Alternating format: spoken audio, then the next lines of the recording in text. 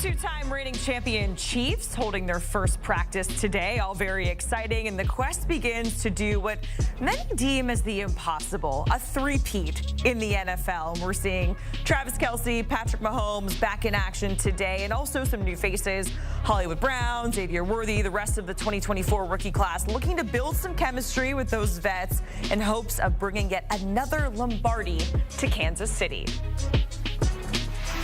And we have KCTV's Neal Jones joining us here on HQ from Chiefs training camp. And before we get into it, Neal, I just want to ask you, what was the vibe like at training camp today? And I have to imagine at the first full practice, the vibes are high considering this team is coming off of their second straight Super Bowl.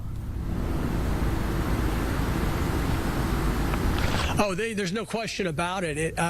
You've got all these guys who have become rock stars, both in the NFL and outside the NFL. Guys like Travis Kelce, he makes his appearance. He's always the last player on the field. And because they have a big crowd of around 8,000 here today, the crowd's into it. They're rocking the music. He comes out, he's waving. He gets a bigger ovation now than Patrick Mahomes does. So it really is quite a production. It is great to have everybody in camp. Obviously, they've been up here for 4 days, the quarterbacks and rookies, but to have the whole team here, the 83-man roster here, it is a lot of fun. I have to say, one of the first things I saw on Twitter, some headlines, was talking about the killer stash that was back for Travis Kelce and making an appearance there at practice. Now, last year, you know, there's a lot of conversation like, hey, if anybody's going to catch the Chiefs, last year was the year to do it because it was surprisingly the defense that stepped up for this team in a lot of big ways. But just based on what you've seen at that practice, what are the major differences from last season's team to the one that you're seeing today?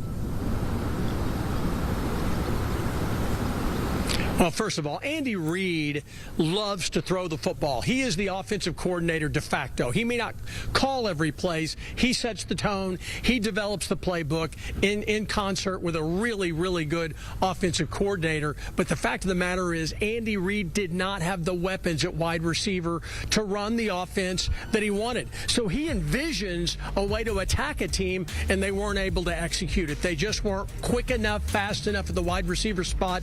They ended up having drop after drop. It cost him some games early, most notably pick 6 against the Lions turned that game around late from a game you figured they'd win to a game that they ended up losing at home to open the season last year.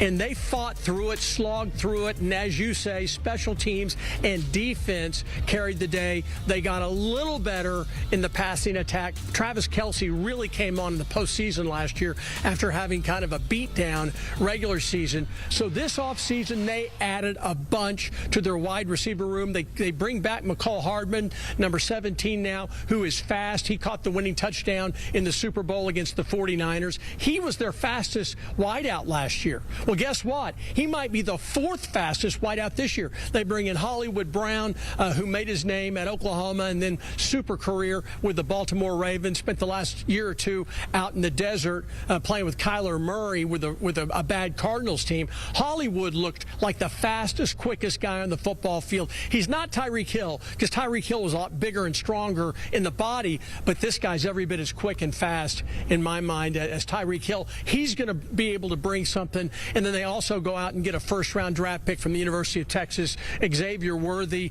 We covered him in the Kansas City area because he played in the Big 12 with the University of Texas. He is the real deal. I expect him will be on the field. Worthy will be on the field for punt returns, perhaps for kickoff returns. They had Hollywood Brown back receiving punts. Andy Reid has got to love the attack that he has built in the passing game around Patrick Mahomes this year. That was the one thing they missed last year. Yeah, with that newfound speed on offense, it's going to be fun just thinking about all of the deep balls we're going to see from Patrick Mahomes into the end zone. Of course, it's so early, and it's like prediction season that we're in right now when it comes to the NFL. But Neal, what key questions are popping in your head entering this year after seeing what you saw today and over the last couple of weeks? Well, they don't have a left tackle. And as you know, in the NFL, if you don't have a left tackle, you have a big problem. Their tackle play, for the most part, for about the first 3 quarters of the season last year, was atrocious on both sides. They had brought in free agents who had proven that they could play. They were veteran guys, and they both failed. The right tackle was the most penalized most penalized tackle in all of football, with illegal procedures, with lining up in the backfield, with holding penalties. Their left side had major problems, so they cut the left tackle from last year, and they draft a guy in the second round, a really talented guy from BYU. He's got all the size and athleticism, but he's got to learn to play at the NFL level. Can he do it? We're going to find out during this camp and during the preseason. He's going to battle with a guy named Wanye Morris, who they drafted last year with the 3rd round pick. He's a good player. He had to play some last year. They've got to prove they can block that left-hand side. If they can do that, I think this is going to be a good offensive line. They're really strong on the interior.